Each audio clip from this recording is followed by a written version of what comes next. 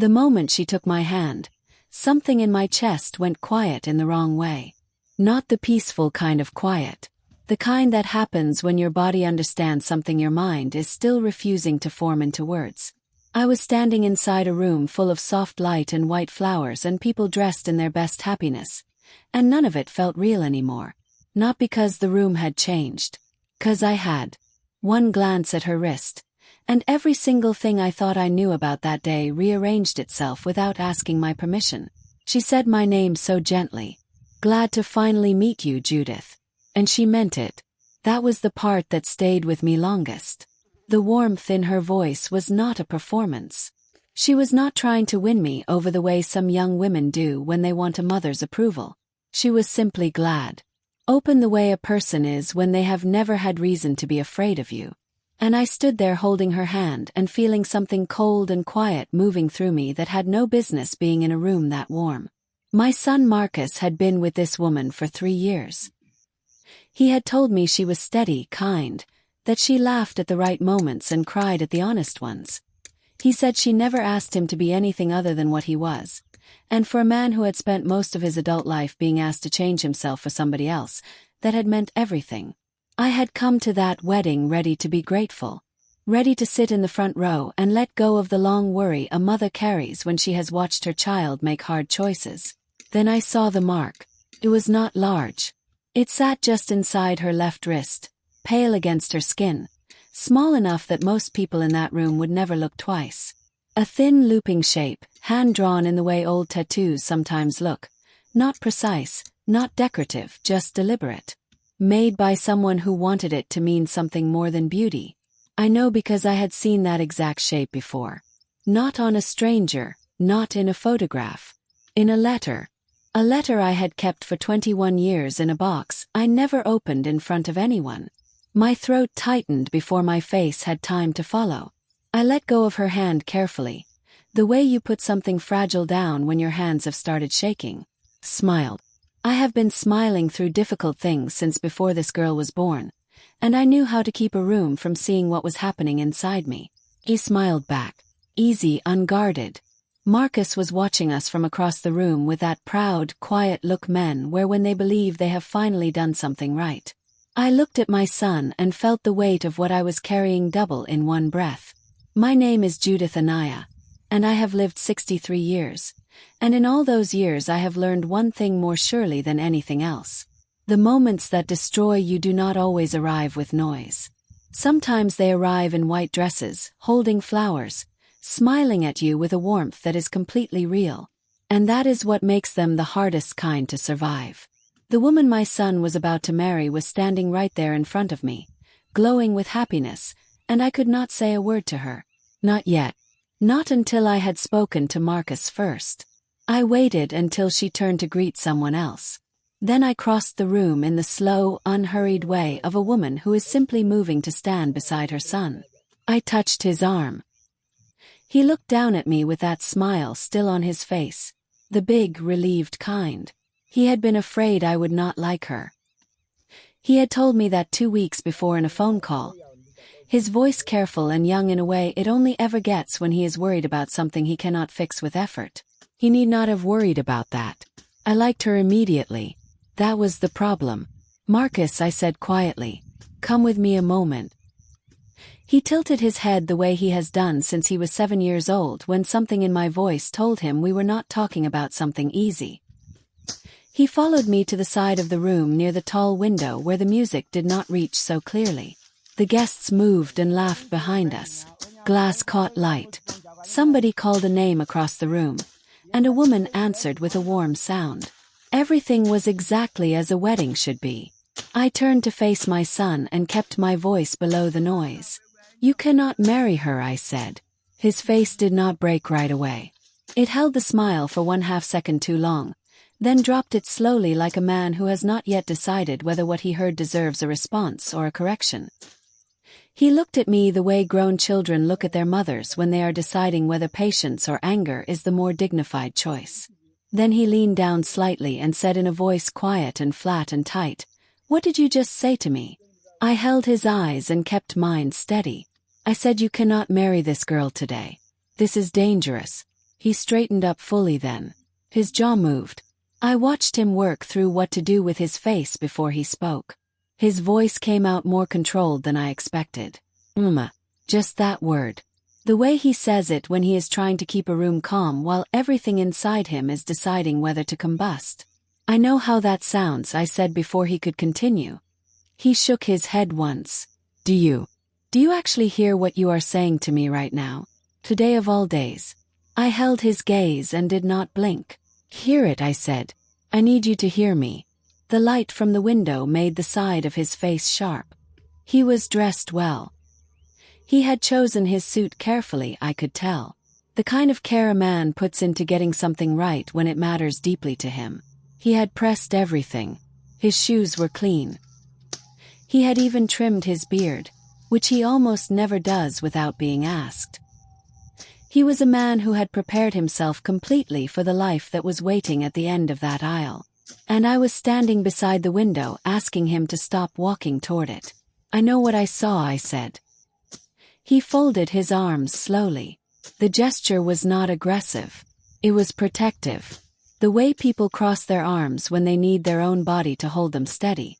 What did you see? His voice was low, careful, stripped of the sharpness he had been holding a moment before.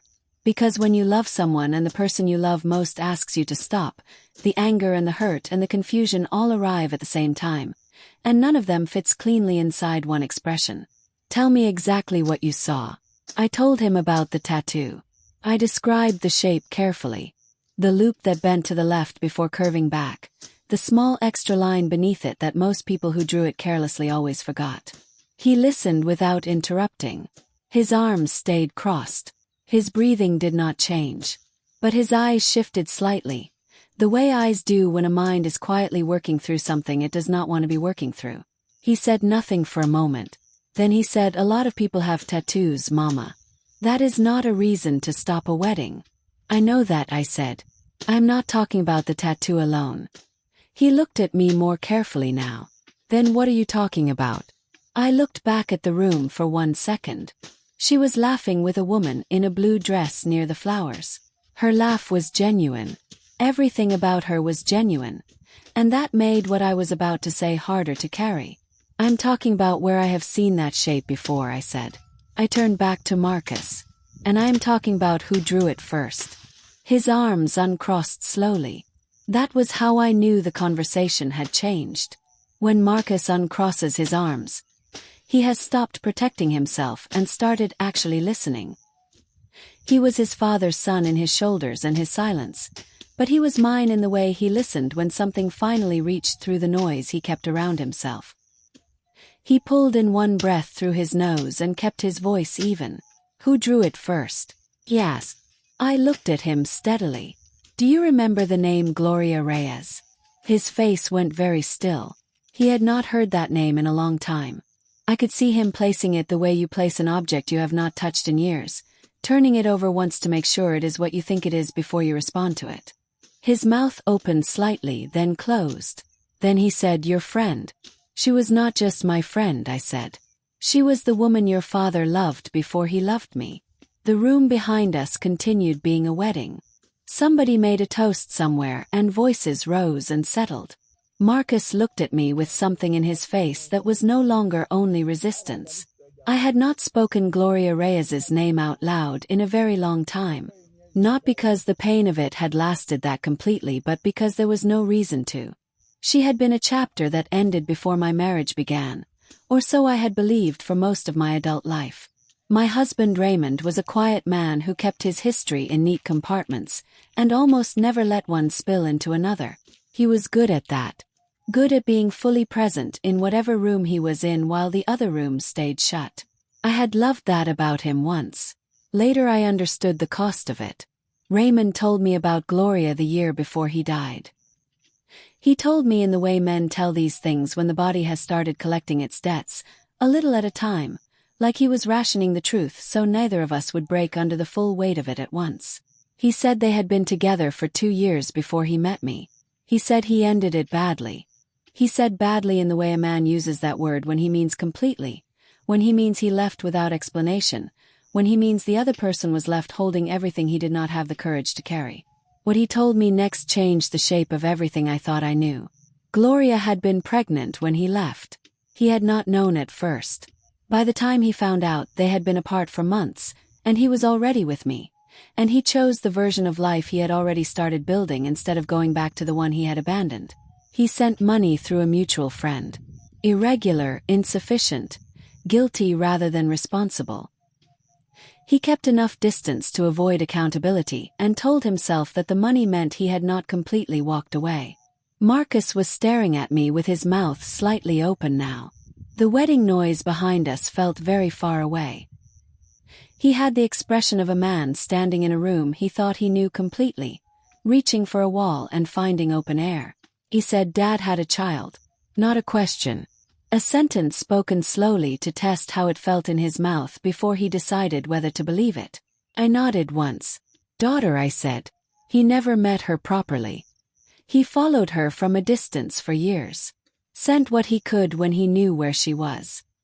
He told me that the last year of his life. Marcus turned away from me then and looked out the window. His shoulders were very tight. I watched him from the side and saw the exact moment a man realizes that the life he understood was only the part that was meant to be seen. The other part had been there the whole time, running alongside, a second river with no name. He turned back to me and his voice was different, quieter, more careful. The way voices get when grief is trying to arrive before the mind is ready. He said, "And you think Simone is?" I did not let him finish. I said, "I think you need to tell me her full name." He looked at me for a long moment. His hands were at his sides now, open still. He said, "Simone Reyes." And there it was. Not a collision. More like a door swinging open that had always been there in the wall. I had been standing in front of it for 21 years without knowing what was behind it. His, Gloria's name. Her daughter's name. The name Raymond had written in that letter he sealed and left with his papers. The letter that said if she ever came back into this family's life, I would know her by the mark he had given her mother to keep. Marcus looked at me like I had reached into the center of his life and pulled something out of it that he could not replace. Not with anger. With a raw, startled look of someone who has just understood that the ground beneath their life was never as solid as they believed. He said, "The tattoo." Said yes. He said, "That's just a coincidence." And I heard exactly what he needed that sentence to do for him. I let him say it. Then I said quietly, "What was her mother's name?" He looked at me with eyes that had already started to know. "She never told me," he said. "She never knew." That was the moment everything turned.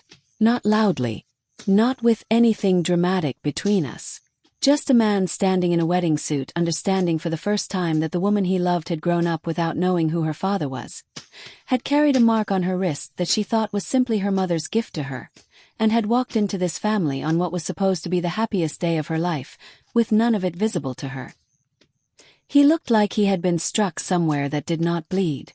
He said, "She doesn't know anything." "No," I said. "She does not." He pressed both hands flat against the side of his face briefly, then dropped them. His eyes moved back toward the room where Simone was still moving through the light and the flowers and the good wishes of everyone who loved them. She was adjusting the bracelet on her right wrist now with a small, habitual motion, and I watched him watch her with an expression I had never seen on my son's face before. It was not love exactly, though love was inside it. It was the look of a man watching someone he cannot protect from something that has already happened. "You don't know for certain," he said. His voice was not steady anymore. There were cracks in it he was trying to press shut. "You cannot stand here and tell me for certain." I did not look away from him. I said, "I know enough." He shook his head. "Knowing enough is not the same as knowing." Said, "No, it is not." But I watched his face change as I said the next part, because that was the only way he was going to hear it. I said, "It is enough to stop this wedding until we are sure." His mouth tightened hard. He looked back at her one more time. I could see him doing the mathematics that love does when it is fighting for survival. 3 years of mornings. Every choice they had made together. The apartment they shared. The way she made him feel like the version of himself he most wanted to be. He was not just fighting me. He was fighting the truth that some things cannot be undone once they are done, that some doors cannot be walked back through once they are closed behind you. He was calculating the cost of stopping against the cost of continuing, and neither number was small. Said Marcus, look at me. You did. I said, if I am wrong, I will carry that. I will carry the shame of this day for the rest of my life. I will let you be angry at me for years if that is what it takes. But I cannot stand beside that window and let you walk to the end of that aisle when I know what I know. He swallowed hard. His eyes were wet. He was not crying exactly. His body was simply too full of too many things, and some of them had found the only exit available. He said very quietly, what do you need me to do? I told him I needed him to find a reason to step out of the room with Simone. Somewhere private. Somewhere the guests would not see what was happening on our faces. He nodded once, slowly, in that particular way that means a man has chosen his next step even though every other part of him is still standing still.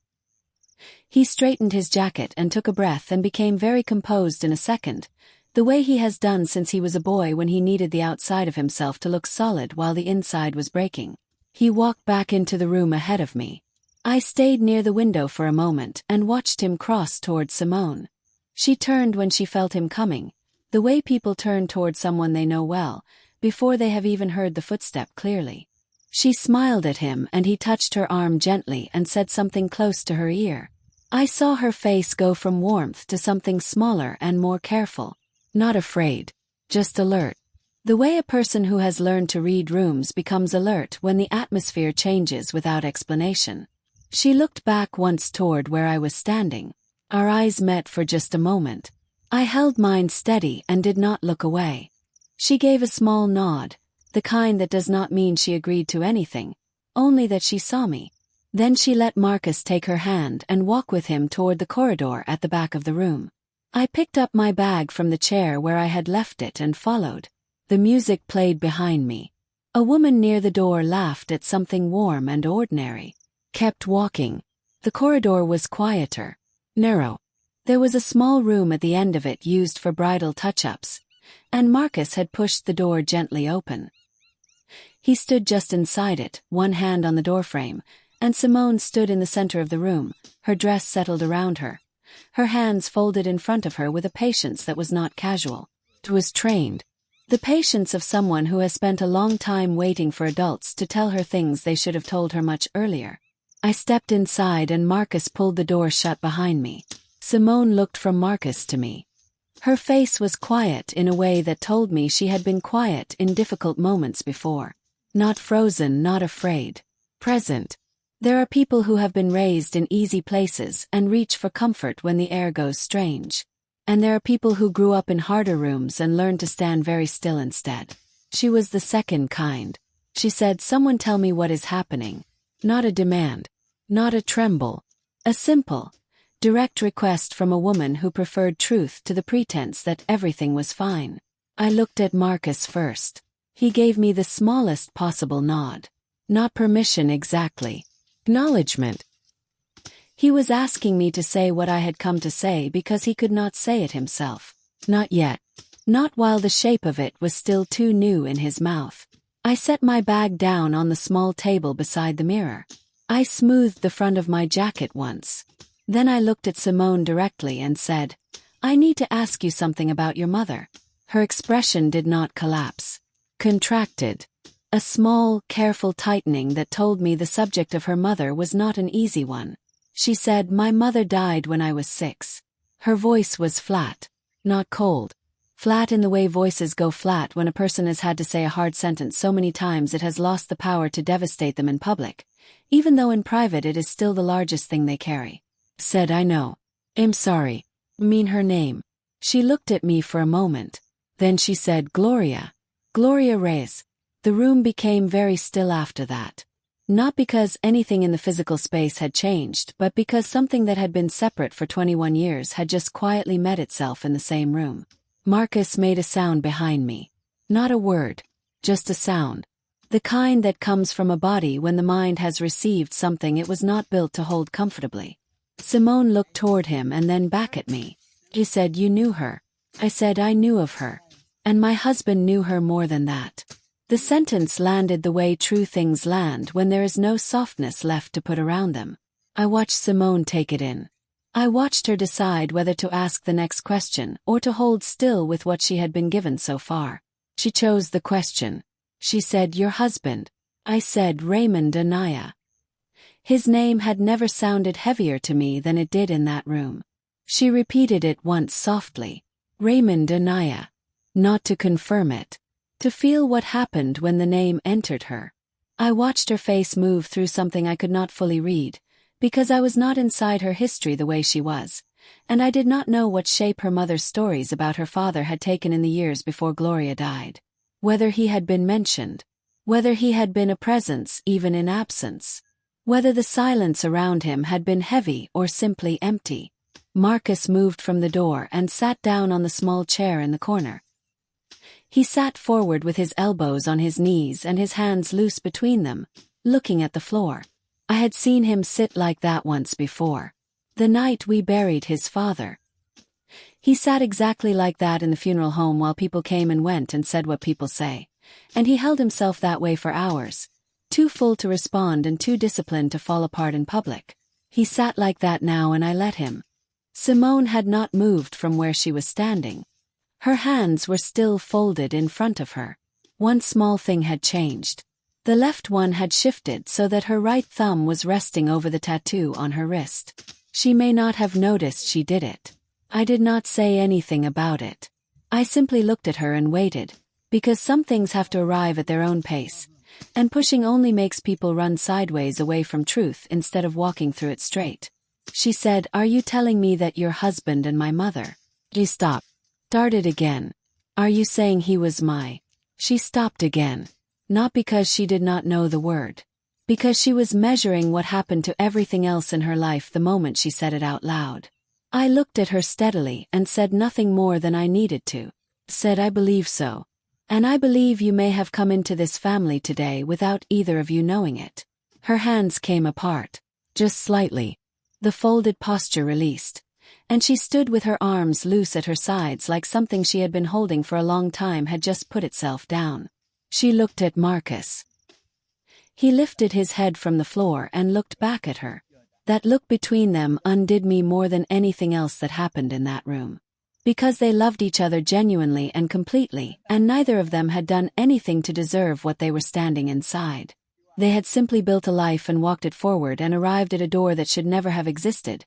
A door that was there because a man made a choice 20 years ago and sealed it up and hoped the distance would make it disappear.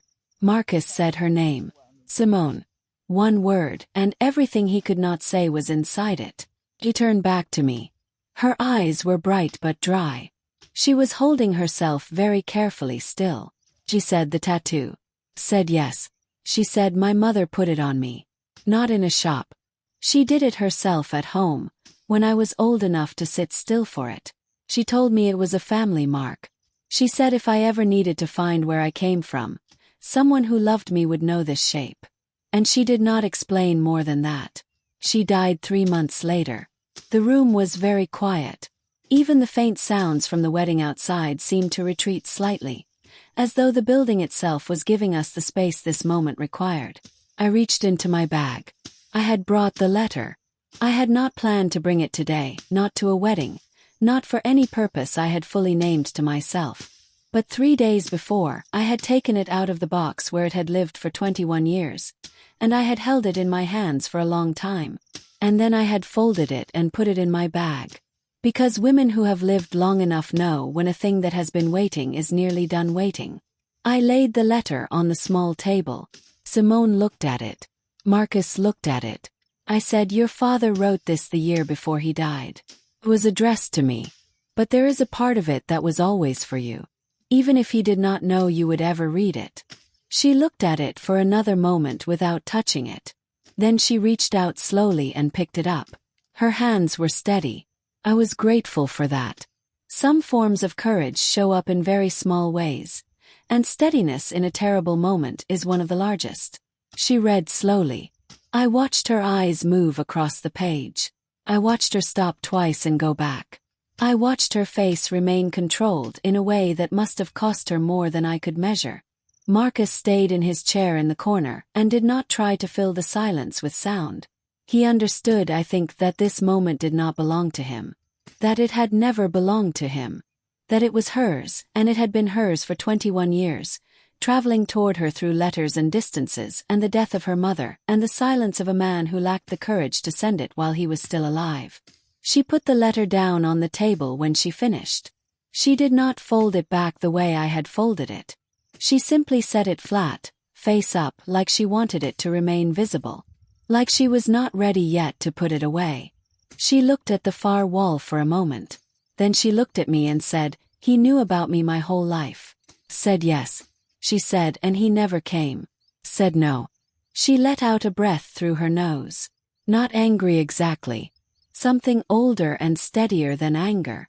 The kind of breath people let out when they have suspected something painful for years and finally been confirmed. Marcus stood up from the chair. He did not speak.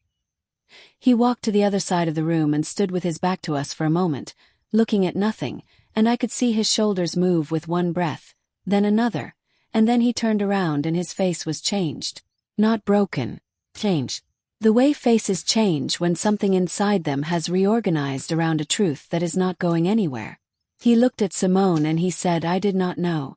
She looked at him for a long time. "I know," she said. That was all.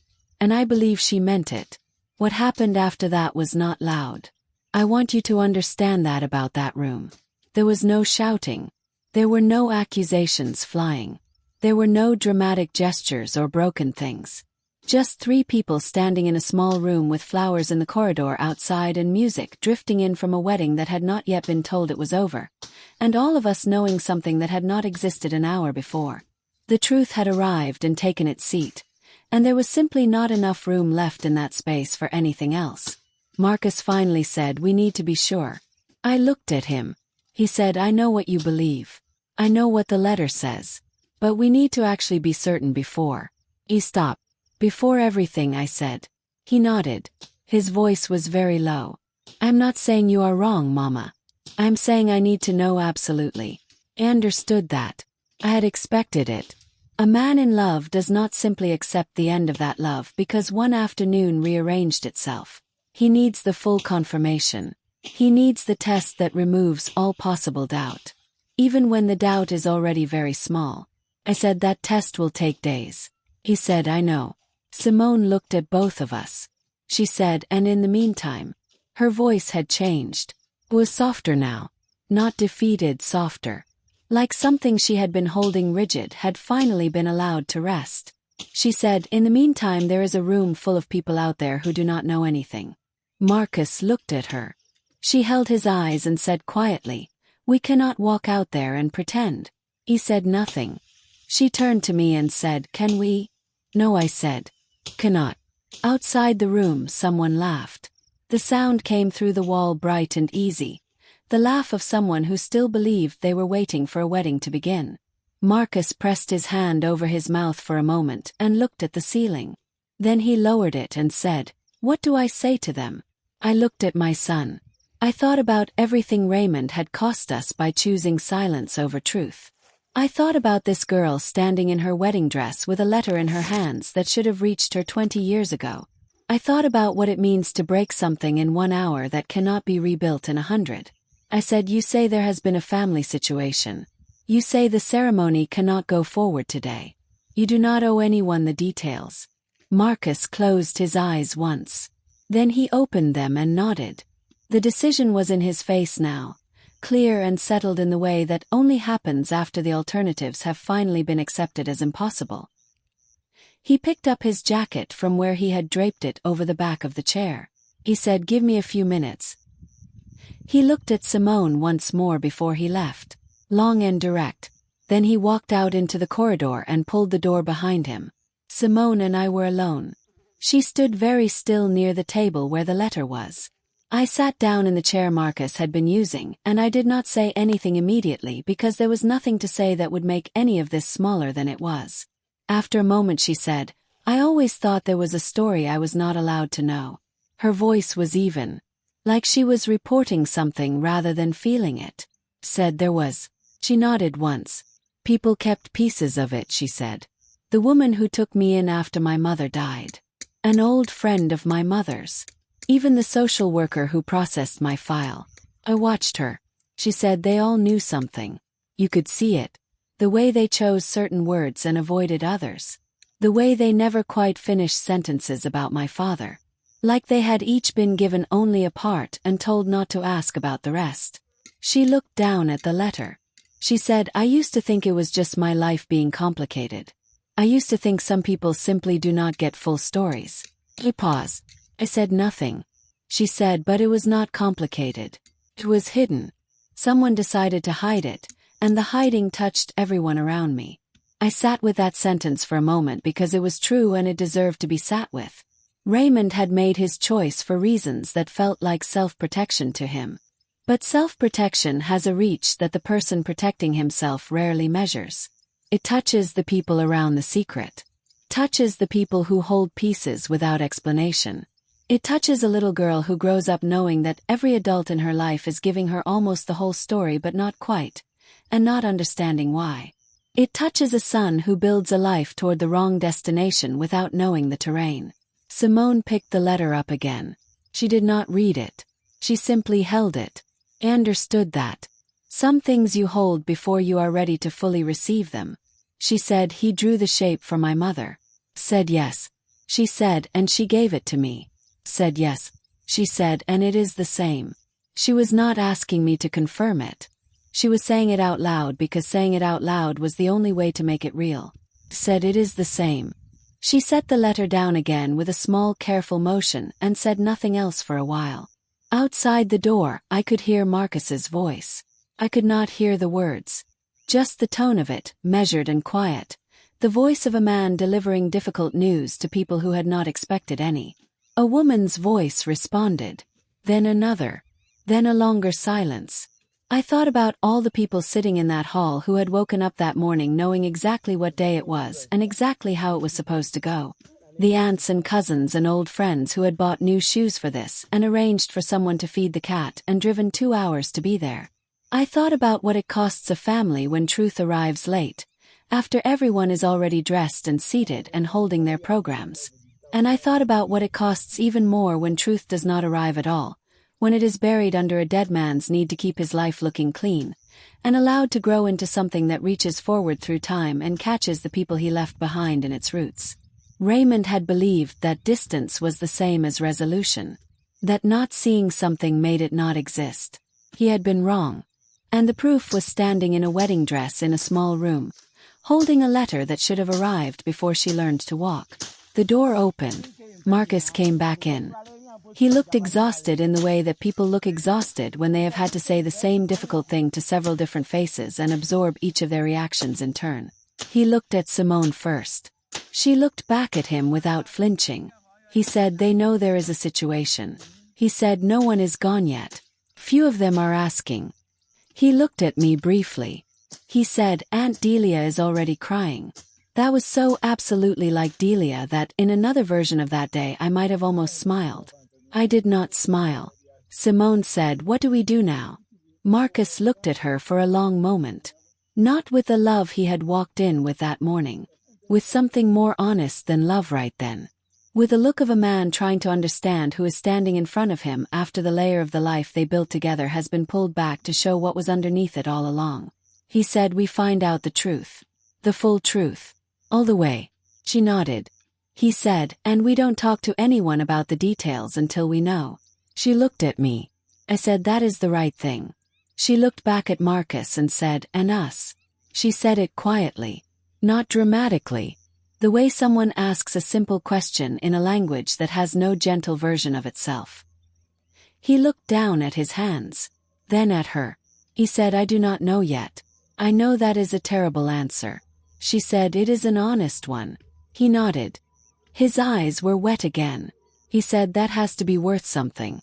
She said, it is. That small exchange between them broke something in me that I have not yet fully named. It was not grief exactly. It was the specific sadness of watching two people who are genuinely good be good to each other inside a situation that should never have existed. I gathered the letter from the table. I folded it the way I had carried it for 21 years and put it back in my bag. Then I stood up and straightened my clothes and said, I am going to speak with the venue coordinator. Marcus nodded. I will come with you, he said. Simone said, I will stay here. There was no self-pity in it. Just a woman understanding what the next practical step was and placing herself inside it without being asked. I looked at her one more time before I left. She met my eyes steadily. She was not what I had feared that morning. She was not a danger. She was a daughter who had never been claimed properly, walking into the only place she belonged without knowing it was also the one place she could not stay. The coordinator was a young woman with a tablet and a headset and the professional composure of someone trained to manage problems without advertising them. She saw our faces and understood immediately that this was not a scheduling adjustment. She stepped aside from the doorway and lowered her voice and said, What do you need? Marcus said, We need the ceremony delayed indefinitely. She said, Are we rescheduling or? He said, We are postponing. She wrote something on her tablet. She said, I will handle the guests. She said it cleanly, without drama, with a kind of quiet efficiency that I was genuinely grateful for in that moment. She asked if there was anything else we needed. Marcus looked at me. I said, Privacy for the family. She nodded. She said, Of course. And then she put her tablet under her arm and walked toward the hall with a light, purposeful step of someone who was about to deliver news to a large room full of dressed people and make it sound as manageable as possible. I watched her go and felt a tired kind of gratitude for people who know how to carry other people's difficult moments with that kind of professional grace. Marcus and I stood in the corridor. The music in the hall had stopped. There was a murmur of voices now instead.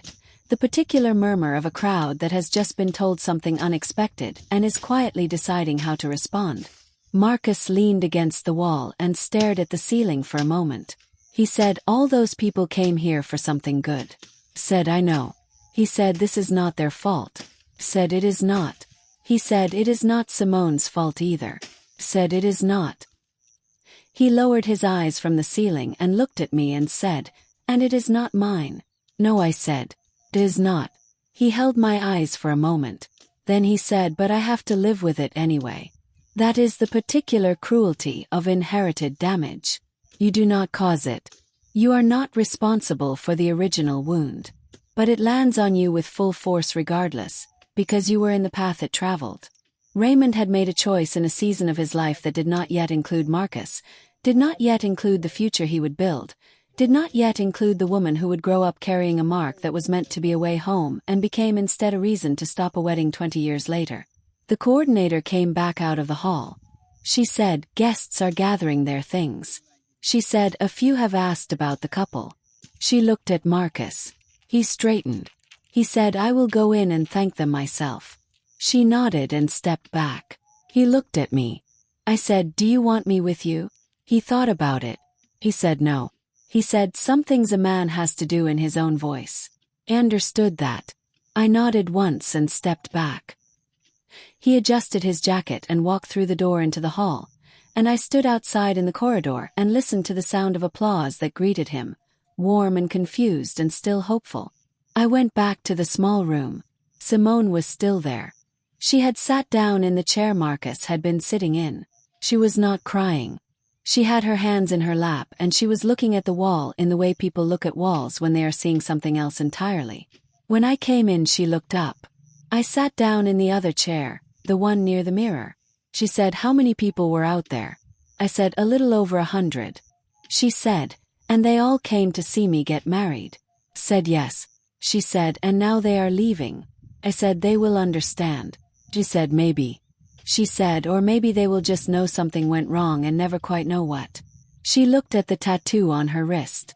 She touched it gently with one finger, the way you touch something old and familiar that has just become a completely different object. She said, My mother put this on me 3 months before she died. She said, I used to wonder if she knew she was sick already. If she was trying to leave me something to hold on to before she went. She paused. She said, She always said someone would recognize it. She said, I thought that was just something she said to comfort me. I said it was not. She looked at me. She said no. I suppose it was not. She took a long breath and looked toward the door. She said, Is Marcus all right? I said, He is with the guests. She said, That is not what I asked. I looked at her. I said, he is not all right yet. She nodded. She said, I am not all right yet either. But I will be. Said, I believe you. And I meant it. There was something in that girl that had already survived things that would have bent other people in half, and it had not bent her. It had simply made her more carefully honest, more willing to stand in terrible rooms and name what was there. She said, the woman who took me in after my mother died. Her name was Patricia. She was my mother's old friend. She kept me for 4 years. She said once, and then never again, that there was a man somewhere who had known my mother, who still thought about what happened. She said she could not tell me more than that. I was 9. I asked her why not. She said some stories are not ready yet. She said, I think Patricia knew more than she was allowed to say. She said, I wonder if she knew who he was. She looked at me with a question in her eyes that was not really a question. I said, I do not know what Patricia knew. But I know what Raymond asked me to carry. And I know he would not have given me the shape of that mark and the instruction to recognize it if he thought there was no chance it would ever matter. He gave me a responsibility he should have carried himself. That is the truth of it. She received that sentence with the same steadiness she had received everything else. She said, he gave you his guilt to hold. Said yes, he did. We sat together for a while after that without talking. The room settled around us. Outside, the sounds of the wedding's undoing continued in small organized pieces. Chairs being moved. Question about the flowers. The coordinator's voice twice, calm and efficient. Marcus had not come back yet. I thought about what he was doing in that hall. The handshakes and the apologies and the carefully incomplete explanations. The aunts and cousins accepting it with varying degrees of grace. The older ones reading between the lines the way older people always do at events that stop unexpectedly. So, guys, we are halfway through the story, and if you haven't subscribed to this channel, kindly subscribe to this channel because there's more amazing stories that are about to pop up. Let's continue with the story. Simone said, I have been to 3 other people's weddings this year. Said, have you? He said yes. She said, at every single one I sat in the guests and thought, this is what a normal life looks like. He said, not jealous, just observing, like watching something through a window that I was outside of. I said nothing. She said, I thought this was me finally getting through the glass. I looked at her. She said, I did not know the glass was for a different reason. There was nothing I could say to that which would have made it smaller, so I did not try to make it smaller. I simply let it be as large as it was. Sometimes caring for someone means letting them occupy the full size of their own pain without rushing to reduce it for your own comfort. I had learned that lesson late, the way most people learn the things that cost them most. I had spent years reducing difficult things into manageable shapes and calling it strength. It was not strength. It was avoidance with a better name. Marcus came back. He was quieter than when he had left, settled in a way that told me he had said everything he needed to say and was now carrying the shape of it. He looked at Simone. He said, most people have gone. He said, Aunt Delia is still outside. She wants to see you. Simone gave a small sound that was almost a laugh. She said, Delia always wants to see everyone. He said, she loves you. Simone looked at her hands. He said, I know. Then she said, does she know? He said, no one knows anything specific. He said, and we are not going to tell them anything specific until we know. Simone nodded. She stood up. She smoothed the front of her dress with both hands, the practical motion of a woman preparing herself to walk back into a room that had been expecting something else from her today. She looked at me one more time. He said, Judith. It was the first time she had used my name since she said it in the reception hall with that open, warm smile. The same name, completely different room. Said yes. She said, thank you for saying what you knew. She said, even though it cost you too. I looked at her. I said, it did cost me. She said, I know. Then she said, most people would have been quiet. I thought about all the years I had been quiet about what Raymond told me. All the years I had folded the letter and put it back in the box and told myself the story was finished and the distance would hold. I said, I have been quiet about this for 21 years. She held my eyes. I said, today I could not do it again. She said nothing more. She simply nodded with a kind of dignity that belongs to people who have survived being unprotected and learned to recognize honesty as a form of care even when it arrives in the worst possible hour. Marcus opened the door for her. She walked out into the corridor. He held the door and looked back at me. I was still sitting in the chair near the mirror. He said, "Are you coming?" I said, "Give me a moment." He nodded and went out. I sat in the small room alone for the first time since we had all walked into it together. The mirror showed me my own face. I looked older than I felt.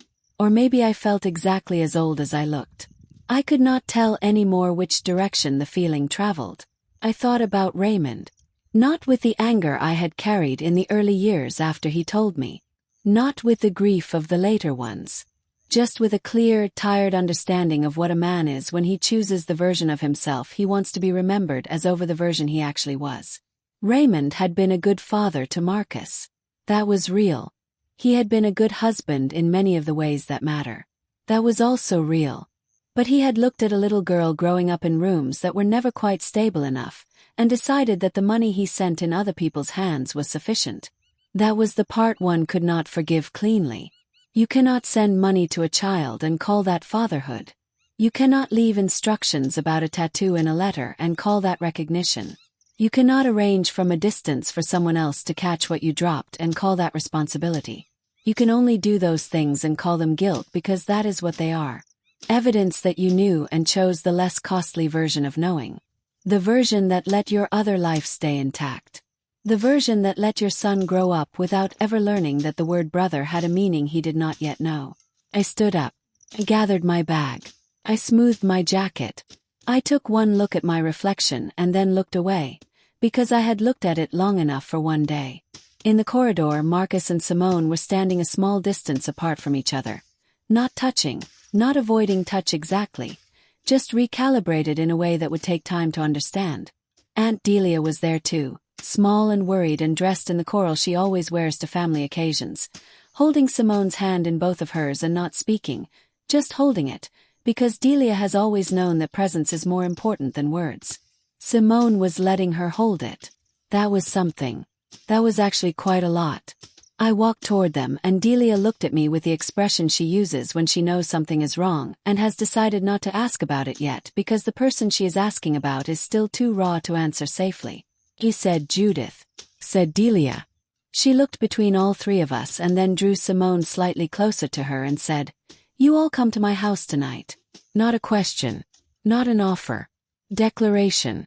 The kind that comes from a woman who has been in enough broken moments to know that what people need immediately after is somewhere to go. Marcus looked at me. I looked at Simone. She said, "I would like that." And I heard something in those 4 words that I had not expected to hear that day. Not relief exactly. Not comfort. A very small, very fragile beginning of something. The kind of beginning that cannot be rushed or named too quickly but is unmistakably there nonetheless. Said yes. I said, "We will come to your house, Delia."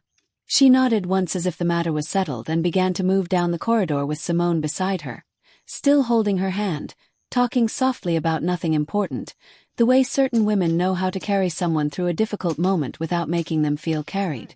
Marcus fell into step beside me. We walked together toward the exit. He said, "The test." I said, "I will help you arrange it." He said, "How long?" I said, "A week at most. Probably less." He said, "And if it comes back the way you believe it will?"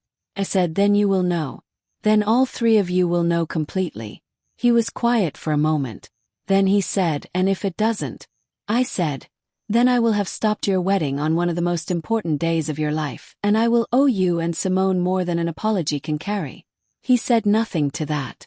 I think he understood that I meant it completely and that I had made the choice knowing the weight of it. We reached the entrance of the venue. A few guests were still outside. Small clusters of people in good clothes standing in the afternoon light with the unsettled, slightly formal look of people who dressed for celebration and arrived at something else. Some of them looked at Marcus. He nodded and thanked them for coming. He said there had been a family matter and he was sorry for the disruption. He said it with enough steadiness that most of them accepted it with the dignity people extend to others when they can see that the situation is real and the pain is genuine. An old man from his father's side shook his hand and said nothing, which was exactly the right thing. I stood a little behind him and let him handle it because it was his day and his people and his dignity and his to manage. I had done the part one needed to do. The rest of this, the explaining and the waiting and the sitting in Delia's living room tonight and the days that would follow, that was not mine alone to carry. It belonged to all three of them now. To Marcus and Simone, and to the memory of Raymond, who had held this secret in his chest for more than 20 years and finally given it to me to bring to the surface when he no longer could. I thought about the moment I had first read his letter. Sitting at the kitchen table the week after the funeral, the house still too full of flowers and casserole dishes, and the residual presence of people who had been there and then gone. I had opened it without knowing what it contained. He had left it in his desk drawer with my name on the envelope in his handwriting and no explanation. I had been annoyed at first, thinking it was an instruction about the accounts or a note about the car insurance, something practical I was supposed to handle. Instead, I found 3 pages in Raymond's handwriting, close and careful, the kind of writing he reserved for things he could not say in person. He had written about Gloria, about the pregnancy, about the years of irregular money and half-track distance, and the child whose name changed depending on who held the paperwork. He had written the shape of the mark. He had drawn it in the margin, small and exact, the same way it appeared on Simone's wrist. And at the bottom of the last page he had written, "If she finds her way to this family, Judith will know her. Take care of what I could not.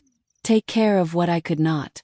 I had read those words in an empty kitchen in a house that still smelled like the flowers people bring to grief, and I had sat with them for a long time. I had been angry. I had been sad. I had been the particular kind of tired that lives underneath both of those feelings when you have loved someone for decades and are still finding out who they actually were. And then I had folded the letter and put it in the box and closed the lid because I did not know what to do with it yet, and the wound was too fresh. What I did not do was forget it. That is the thing about truth that people who prefer silence always underestimate. You can box it up. You can put it away. You can go years without opening the drawer. But it does not go anywhere. It simply sits in the dark, getting heavier. And one day a girl walks into your son's wedding and smiles at you and takes your hand, and the mark on her wrist is the exact shape Raymond drew in the margin of a letter 21 years ago. And the box opens whether you reach for it or not. Delia's car was near the entrance. She had gotten Simone to the passenger seat and was talking softly through the open window. The coral of her dress was bright in the afternoon. I stood on the steps of the venue and looked at the two of them and thought about how much of life is simply people finding each other through the damage other people left behind. Not clean, not easy, but real.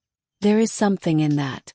Something I do not have a clean word for but have recognized all my life in the places where hard things happened and people still chose to stay near each other afterward. Marcus came to stand beside me on the steps. He looked at Simone in the car. He said, "I still love her." His voice was low. Said, "I know." He said, "I do not know what that means now." I said, "It means you loved her honestly and that was real." He said, "And if the test says what you believe?" I said, "Then you will find a way to love her differently." Family. He was quiet for a long time. A bird crossed the sky above the venue in a wide, slow arc. The last few guests passed below us on the way to their cars. One of them waved at Marcus, and he lifted his hand in return.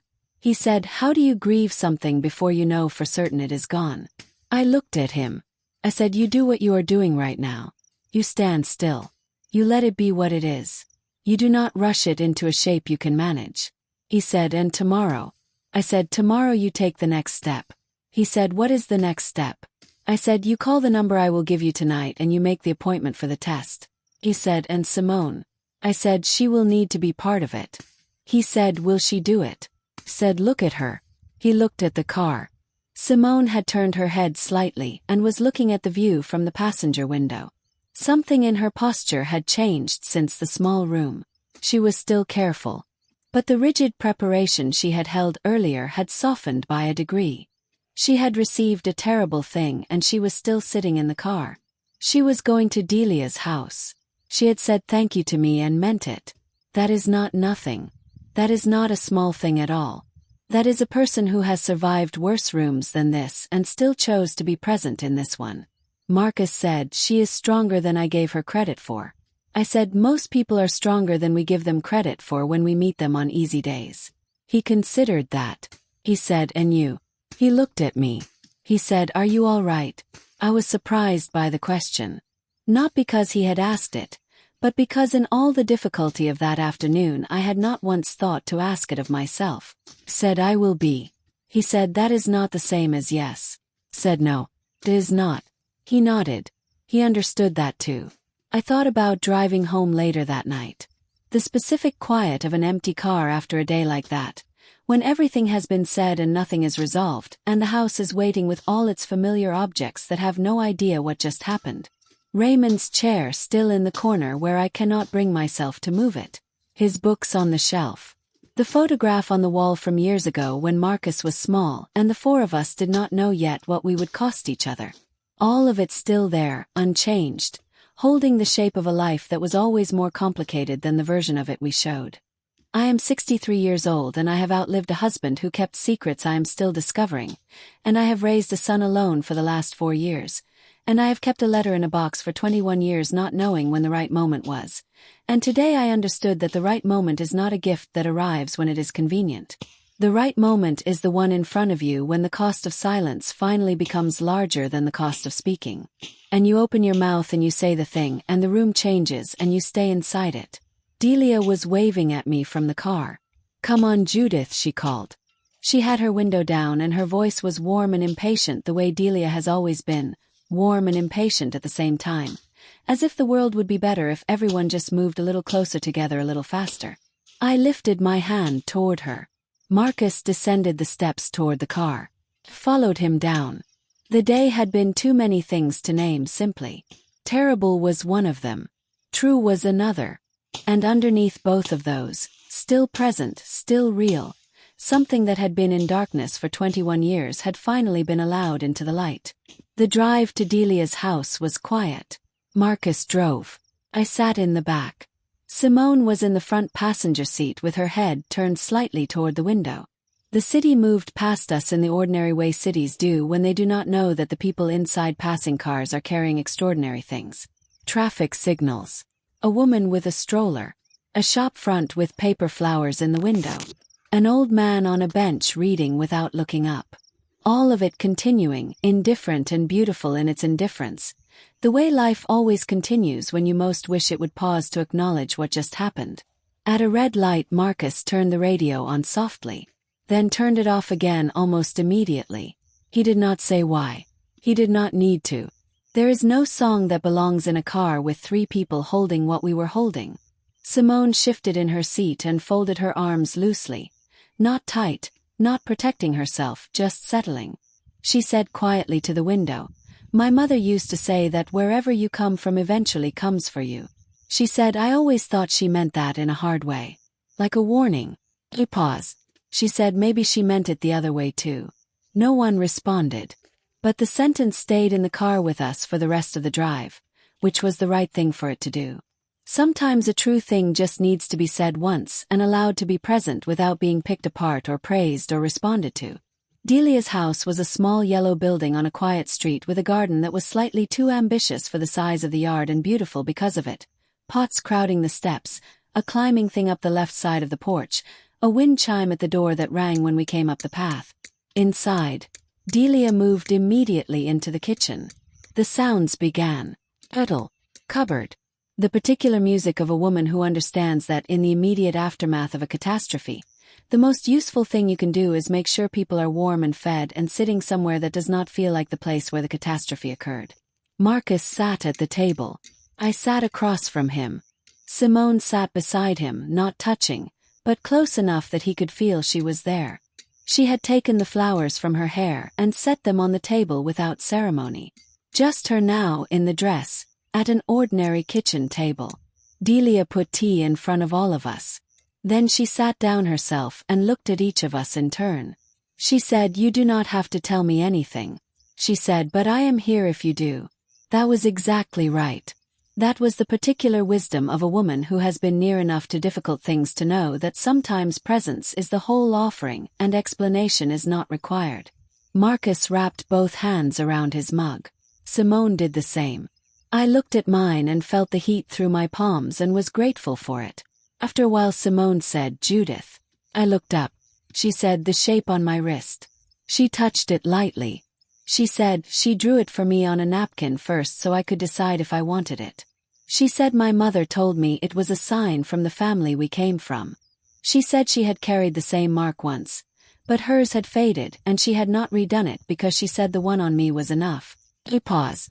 She said, "I think she wanted someone to be able to find me." She said, "I just did not know it would be like this." Marcus lifted his eyes from his mug. He looked at Simone's wrist. Then he looked away. Not in disgust. Not in anything other than the particular pain of a man adjusting to a new geography of someone he loved. Delia watched him with those careful eyes of hers and said nothing. I said to Simone, "She loved you enough to leave you away home even when she knew she would not be there to walk it with you." Simone's mouth pressed together once. Her eyes went bright. She looked at the table. She said yes. She said that is exactly what she did. We stayed at Delia's house until the evening.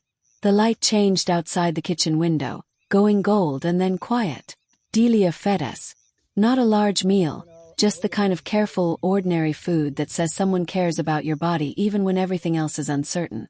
Rice and something warm and a bread she had made the day before. None of us were very hungry. All of us ate some of it anyway because that is what you do when someone cares for you with food. You receive it.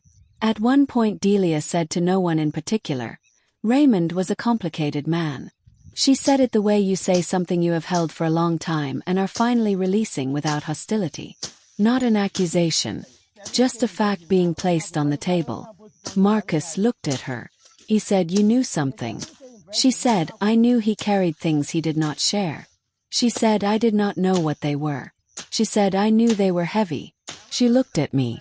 She said, "Some men give their heaviness to the women who love them and call it trust." She said, "Some of us carry it for years before we understand what we are holding." That was the closest we came to talking about Raymond that evening in plain terms. Not because there was nothing to say, but because he had taken up enough room already that day. And the people sitting in that kitchen deserved to have the remainder of the evening be about them, and not about the shape of his failing. We let him be in the background where he belonged, neither defended nor destroyed, simply acknowledged as the origin of a story that was not finished yet and would need more days and more honesty to resolve. When Marcus and I were leaving, Simone walked us to the door.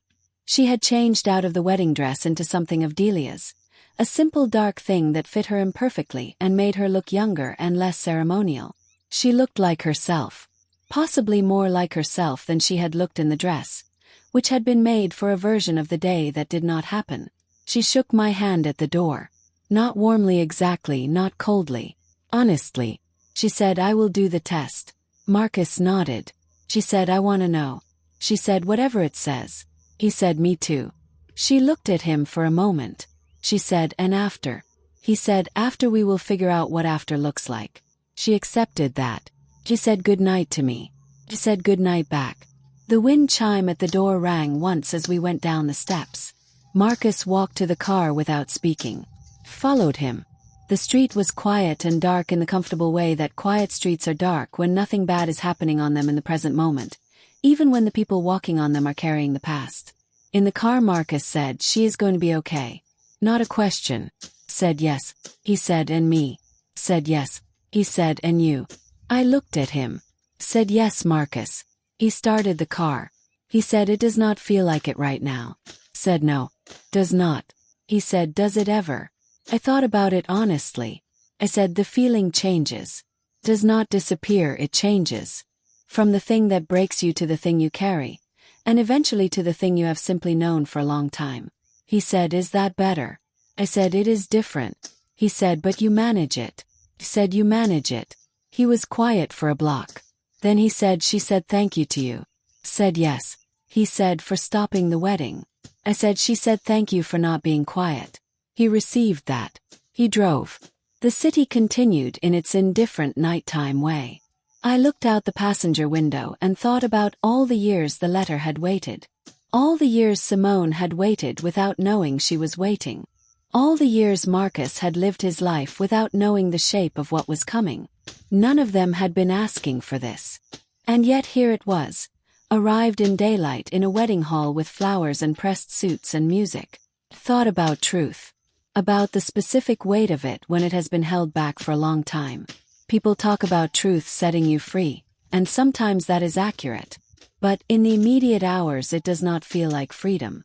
It feels like something very large has shifted in your chest and made room for something else to live there, and you have not yet figured out what the new arrangement means. Freedom comes later, after the test, after the conversations that need to happen, after the shape of a new reality has had time to form itself into something that can be lived inside. Marcus pulled up in front of my house. He turned the car off but did not get out immediately. We sat for a moment in the engine quiet. He said, I kept thinking about the guests. All those people who drove to be there. I said, they will understand eventually. He said, they do not know what happened. Said, no. He said, some of them will probably think it was just cold feet. Said, let them. He said, you are okay with that. I said, what I am okay with is that the truth is in the right hands now. I said, what other people's versions of it are is not my responsibility. He thought about that. He said, Dad really should have told me. Said, yes. He said, he really should have sent more than money. Said, yes.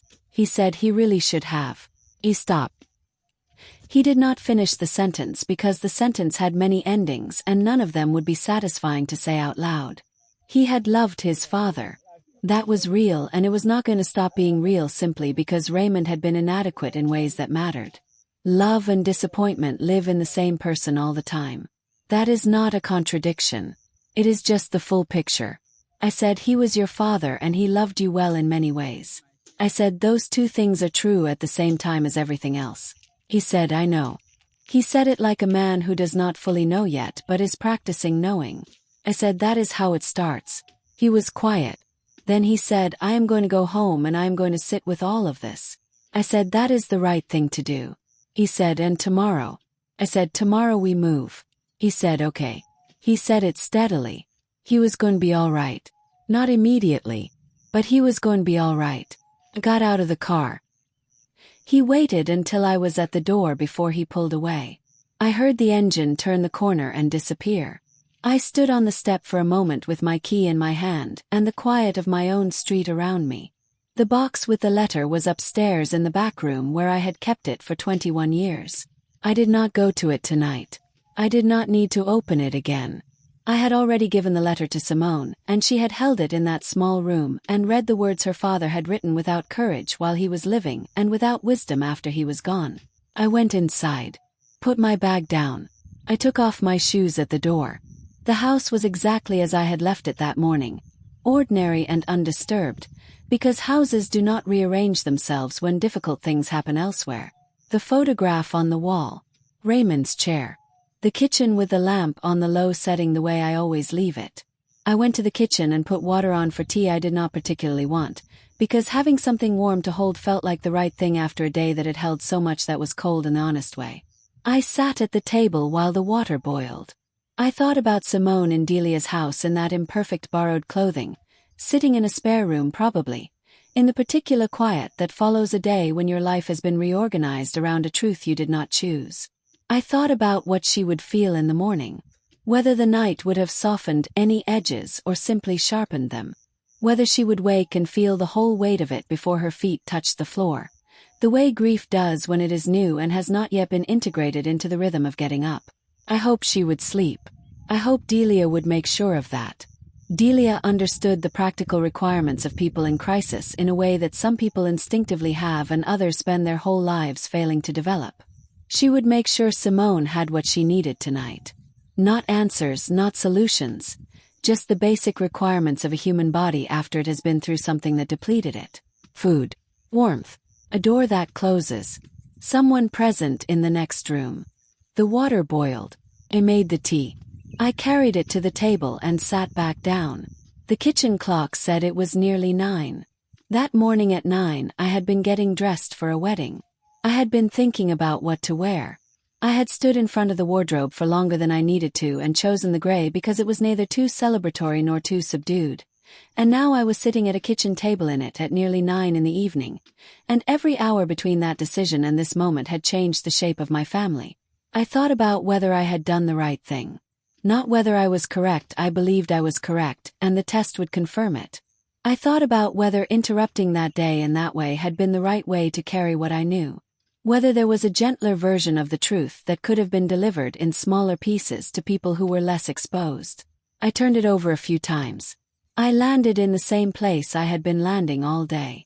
There was no gentler version. Once the mark was on her wrist and the name was in the air between us, there was only the saying of it or the not saying of it.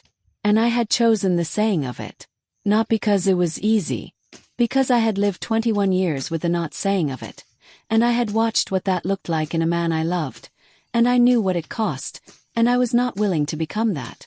Raymond had carried his truth in a box and handed it to me at the end of his life as if the transfer of weight was the same as the resolution of it. It was not. The weight is not resolved when you give it to someone else. It is simply moved. Resolution requires the truth to arrive where it belongs. And where it belonged was in the hands of a girl who had grown up without knowing who she came from, who had been passed between adults who held pieces of her story without assembling them, who had worn a mark on her wrist for 20 years because her mother knew that someone somewhere would recognize it. That girl deserved to know. She deserved to have the story stop arriving in other people first and come directly to her, complete, clear, and too late to change but at least honest enough to build from. I drank the tea. It had cooled to the temperature where tea stops being hot and becomes simply warm, which is the temperature tea actually tastes best, though no one ever plans to let it get there. I thought about what the days ahead would look like. Marcus arranging the test. Simone agreeing to it in that same steady way she had agreed to the difficult things in the small room. The waiting. The result. And then the conversation that would follow the result. The one that could not be rehearsed. The one that would have to be lived in real time by all three of them together and separately. There would also be the question of Raymond's family. Not Delia, she was mine, but his side. The aunts and cousins who had sent cards at the funeral and who had been at the wedding today in their good clothes, and who would eventually understand that something had happened without ever being told what. I would not tell them. That was not my story to tell. If Marcus chose to, in his own time and his own words, that was his right.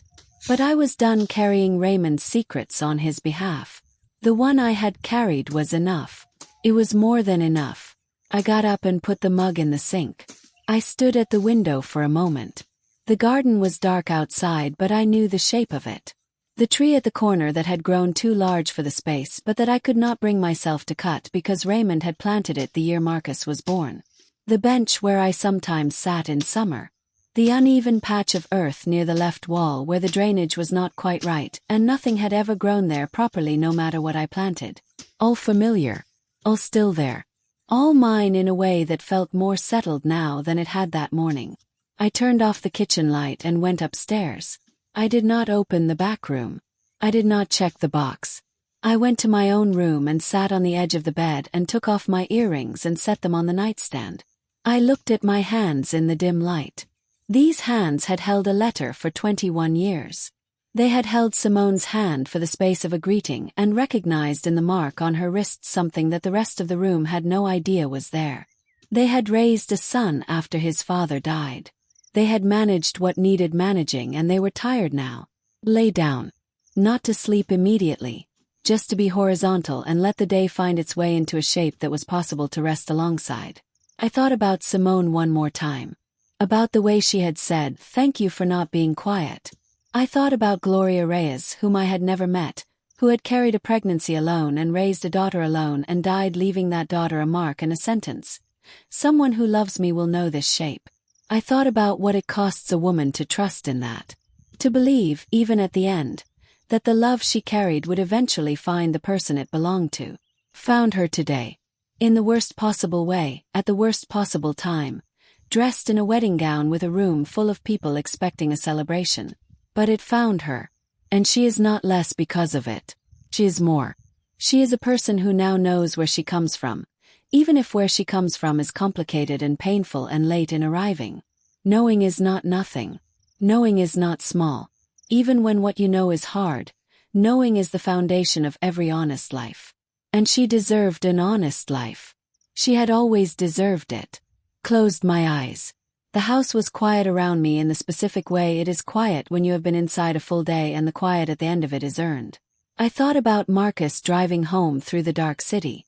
I hoped he had the radio on low. I hoped the drive was long enough to let the day settle before he arrived at the apartment he had shared with her, and had to stand inside it with a new understanding of what everything meant. I hoped he was kind to himself in the hours ahead. That is all you can do sometimes.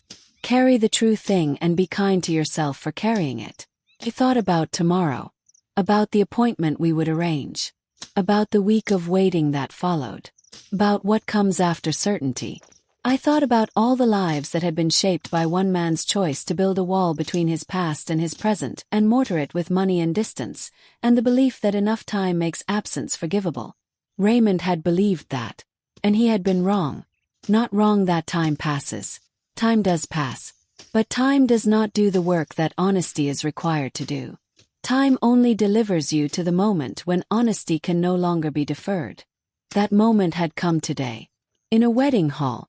With flowers and light and 100 people in their good clothes waiting for something beautiful to happen. And something true had happened instead. I did not know yet if true and beautiful would ever occupy the same space again in Marcus's life, in Simone's life, in the shape of what this family would eventually become. That was further ahead than I could see tonight. Tonight there was only this. The dark room. Quiet house. The knowledge that I had spoken when silence would have been easier and the world had not ended because of it. The world had changed. That is a different thing entirely. I have lived long enough to know the difference between things that end and things that change. Things that end leave nothing behind. Things that change leave everything behind, altered, sometimes painful but present. There is still a Marcus. There is still a Simone. There is still a story between them that will have to be rewritten around a truth that arrived late. That rewriting will take time and it will not be neat and it will cost them both more than today has already cost. But it is possible. Because they are both honest enough to face it. Because she thanked me for not being quiet and he said I want to know whatever it says. Because Delia is the kind of woman who puts tea in front of people and does not ask questions that do not need to be asked yet. Because Marcus sat in a corner chair and let the truth land on him without trying to redirect it or diminish it.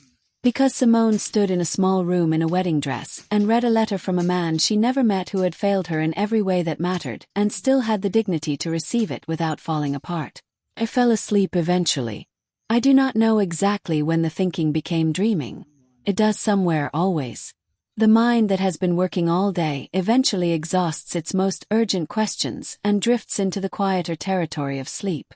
I dreamed about something I cannot fully remember now. Something with a garden and a door and light coming through at an angle. Nothing I would call significant. Just the mind continuing to move through its own interior after the body has finally stopped demanding to be managed. I woke early. Earlier than I needed to.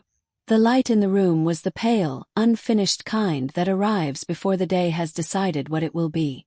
I lay still for a moment and let yesterday return in the way things return when you have slept on them. Not as shock, as weight. Settled real mind to carry forward. Got up. I went downstairs. I made coffee. I sat at the kitchen table again, the same chair, the same window, the same lamp on low. Different day. Marcus called at 8. He said I did not sleep well. Said I know. He said I looked it up last night, the testing. He said there is a place that can do it quickly. Said good. He said I already called Simone this morning. Said and. He said she answered. She sounded tired but she said yes. She said she would do it whenever we wanted to go. He was quiet for a moment. He said she asked about you. Said what did she ask? He said she asked if you were all right. She said you looked tired when you left. I sat with that for a moment. A girl who had her wedding stopped and her life rearranged in a single afternoon had been concerned about whether I was all right. I said you can tell her I am fine. He said are you? Said I am. He said okay. He said I am going to call the place now and make the appointment for this week. I said I will come with you if you want me there. He said I think the three of us should go. I said then I will be there. He said okay mama. He said it differently than he usually says it. Softer. Less like a form of address and more like a word that means something. Said Marcus. He said yeah. I said you are handling this well. He was quiet. He said, "I do not feel like I am." I said, "Handling it well does not mean feeling like you are. It means doing the next right thing even when every part of you wants to stop." He was quiet again. Then he said, "Is that what you did?" I thought about the box upstairs. The letter inside it. The 21 years. Said, "Not always." I said, "Sometimes I handled it poorly." I said, "But this time I tried to do the next right thing." He said, "You did." He said, "I am still angry about some of it." Said, "I know."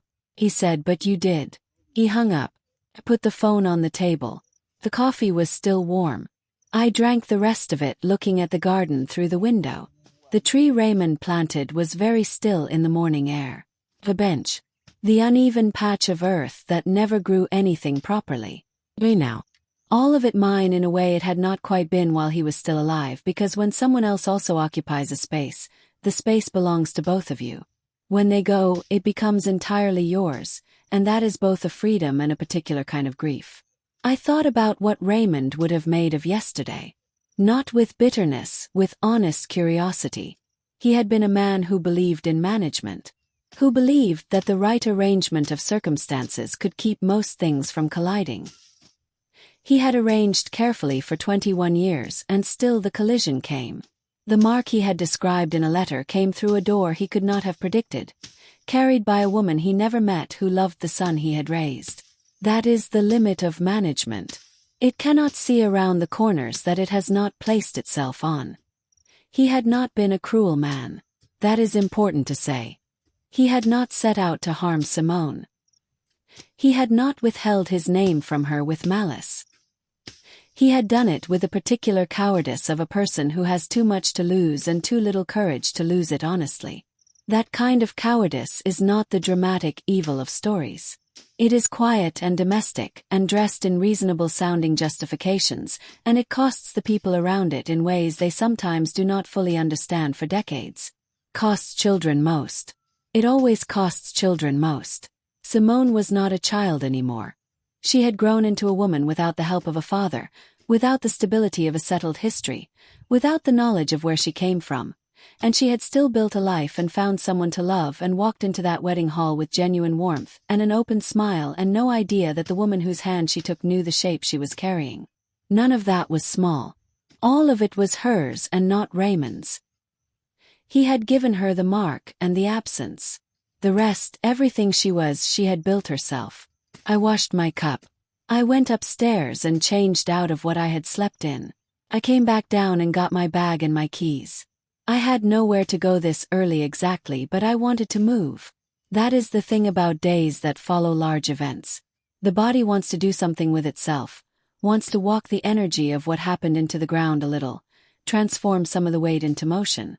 I went out. The street was quiet and cool. I walked for a while without a destination, just through the familiar neighborhood, past the houses I have passed for 30 years, nodding at the ones I knew. I thought about all of it as I walked. The whole shape of it. Raymond's affair, his silence, the letter, the years the box sat in the back room. Marcus and his 3 years and his pressed suit and his honest love. Simone and her mother's mark and her mother's instruction and the life she had carried it through without knowing what it was for. Delia and her coral dress and her wind chime and her uncomplicated fierce generosity. The small room. The letter on the table. The 3 of us arranged around the truth that had finally arrived. None of it had been simple. None of it had been in time. None of it would resolve cleanly or quickly. There would be the test and the result and the conversations after and the long slow work of understanding what this family now was. But it was real. It was happening. The truth was not in a box anymore. It was in the hands of the people it had always belonged to, and they were going to carry it forward together, imperfectly, honestly, in the way that people carry difficult true things when they choose to face them rather than file them away and hope time does the work that only honesty can do. And I walked and the morning opened around me and I thought, this is not a story about a tattoo. It is not even a story about a wedding. It is a story about what happens when a woman finally decides that the truth she has been holding deserves to arrive where it belongs, even when the moment is wrong, even when the room is full, even when every comfortable voice inside her is asking her to wait for a better day. There is no better day. There is only the day that is in front of you, and the truth that is in your hands, and the choice to speak it or not. I spoke it. I would speak it again,